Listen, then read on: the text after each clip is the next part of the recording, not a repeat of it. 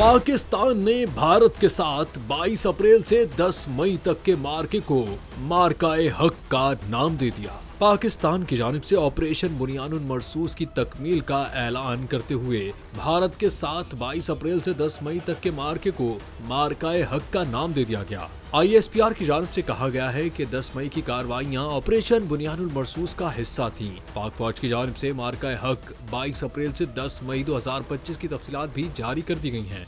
ISPR के मुताबिक operation बुनियानुल मरसूस Askari तनाज़ा मार्का हक के तहत भारतीय फौज के बुज़दिलाना हमलों के रद्द-ए-अमल में किया गया।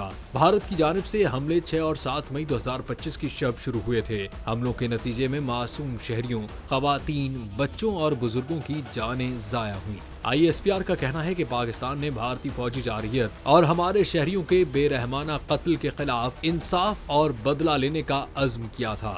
अल्हम्दुलिल्लाह पाकिस्तान की मुसल्लह अफवाज ने अपने अवाम से किया गया वादा पूरा किया। मुसल्लह अफवाज अल्लाह ताला की बेशुमार नेमतों, रहमत, मदद और नुसरत पर शुक्रगुजार है।